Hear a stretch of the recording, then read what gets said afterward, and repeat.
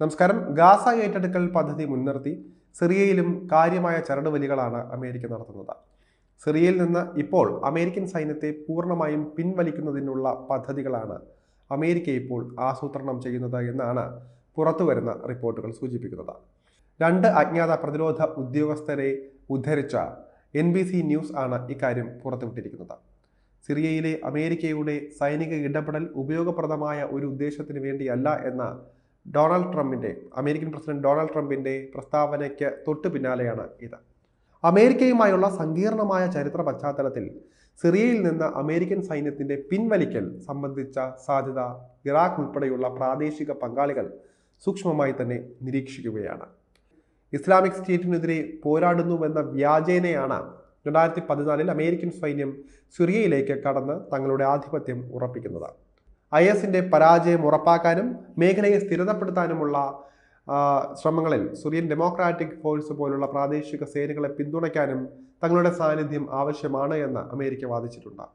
സിറിയയിലെ അമേരിക്കയുടെ ഇടപെടൽ രാജ്യത്തിന്റെ ആഭ്യന്തര യുദ്ധം കൂടുതൽ വഷളാക്കിയെന്നും മാനുഷിക ദുരിതങ്ങൾക്ക് കാരണമായി എന്നുമാണ് വിദഗ്ധർ വിലയിരുത്തുന്നത്.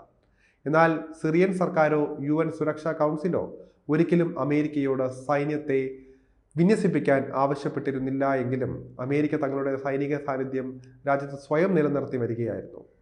സിറിയയിൽ നിന്ന് അമേരിക്കൻ സൈന്യത്തെ പൂർണ്ണമായും പിൻവലിക്കുന്നതിനുള്ള പദ്ധതികൾ അമേരിക്കയുടെ പ്രതിരോധ ഉദ്യോഗസ്ഥർ തയ്യാറാക്കാൻ തുടങ്ങിയിട്ടുണ്ട് എന്നും ഇതിന് 30 മുതൽ 90 ദിവസം വരെ സമയപരിധി ഉണ്ടാകുമെന്നുമാണ് NBC ന്യൂസ് റിപ്പോർട്ട് ചെയ്യുന്നത്.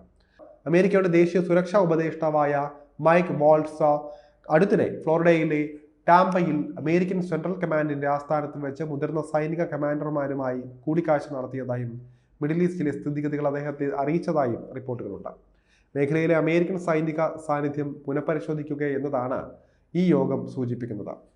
സിറിയയിൽ നിന്നുള്ള അമേരിക്കൻ സൈന്യത്തെ പിൻവലിക്കൽ പദ്ധതികളെക്കുറിച്ചുള്ള ഇസ്രായേലി പബ്ലിക് ബ്രോഡ്കാസ്റ്ററായ കാന്റെ അവകാശവാദവും ഇസ്രായേലി ഉദ്യോഗസ്ഥരിൽ ആശങ്ക ജനിപ്പിക്കുന്നതാണ്.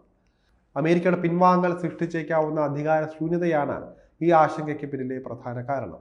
2018 ഡിസംബറിൽ തന്റെ ആദ്യ ടേമിലും ട്രംപ് സിറിയയിൽ നിന്ന് സൈന്യത്തെ പിൻവലിക്കാനുള്ള പദ്ധതികൾ പ്രഖ്യാപിക്കുകയുണ്ടായി. എന്നാൽ പ്രതിരോധ സെക്രട്ടറി ജെയിംസ് മാറ്റിസിൽ നിന്ന് ഈ തീരുമാനത്തിന് കാര്യമായ എതിർപ്പ് നേരിടേണ്ടി വന്നു.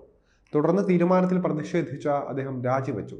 ചില ഉദ്യോഗസ്ഥരെ ആദ്യം പിൻവലിച്ചു എങ്കിലും പിന്നീട് നിരവധി അമേരിക്കൻ സൈനികരെ സിറിയയിലേക്ക് പുനർവിന്യസിക്കുകയാണ് ഉണ്ടായത്. 2024 ഡിസംബറിൽ ബാഷർ അസദിന്റെ സർക്കാർ അട്ടിമറിക്കപ്പെട്ടതിനു ശേഷം 900 എന്ന മുൻ റിപ്പോർട്ടുകൾക്ക് വിരുദ്ധമായി രാജ്യത്ത് യഥാർത്ഥത്തിൽ 2000 US സൈനികർ ഉണ്ട് എന്ന് അമേരിക്ക അംഗീകരിക്കുകയുണ്ടായി. ഇറാഖിൽ നിന്ന് ആയുധങ്ങളും ഉപകരണങ്ങളും വഹിച്ചുകൊണ്ട് വലിയ അമേരിക്കൻ സൈനിക വാഹന വ്യൂഹങ്ങൾ സിറിയയിലേക്ക് കടന്നതായി നിരവധി മാധ്യമങ്ങളും റിപ്പോർട്ട് ചെയ്തതിന് പിന്നാലെയാണ് ഈ സംഭവം പുറത്തു വന്നത്. ഈ നീക്കം സൂചിപ്പിക്കുന്നത് മേഖലയിൽ അമേരിക്ക തങ്ങളുടെ സൈനിക സംഘത്തെ ശക്തിപ്പെടുത്തുക എന്നതാണ്. സിറിയയിലെ അമേരിക്കയുടെ സൈനിക സാന്നിധ്യത്തെ അസദിന്റെ സർക്കാരും റഷ്യയും വളരെ കാലമായി വിമർശിച്ചിരുന്നു. നിയമവിരുദ്ധമായ അധിനിവേശം എന്നാണ് അവർ ഇതിനെ വിശേഷിപ്പിച്ചിരുന്നത്. രാജ്യത്തെ സൈന്യത്തെ വിന്യസിക്കാൻ അമേരിക്കയ്ക്ക് ഒരിക്കലും അനുമതി നൽകിയിട്ടില്ല എന്ന് ഊന്നി പറഞ്ഞുകൊണ്ട് അസദും റഷ്യയും അമേരിക്കൻ സൈനിക സാന്നിധ്യത്തെ നിയമവിരുദ്ധമായി അധിനിവേശമായി പലകുറി ആവർത്തിച്ച് അപലപിച്ചിട്ടുണ്ട്. സിറിയയുടെ എണ്ണസമ്പന്നമായ വടക്ക് കിഴക്കൻ മേഖലകളിലാണ് അമേരിക്കയുടെ താവളങ്ങൾ സ്ഥിതി ചെയ്യുന്നത്.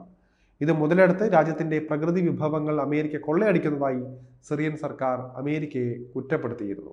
ട്രംപ് ഗാസ ഏറ്റെടുക്കാനുള്ള പദ്ധതി ഉൾപ്പെടുന്ന ഒരു നിർദ്ദേശം പ്രഖ്യാപിച്ചതോടെയാണ് സിറിയയിൽ നിന്ന് സൈന്യത്തെ പിൻവലിക്കാനുള്ള സാധ്യതയെക്കുറിച്ചുള്ള ഏറ്റവും പുതിയ അവകാശവാദങ്ങൾ ഉയർന്നു വരുന്നത് എന്നതാണ് ശ്രദ്ധിക്കേണ്ടത്.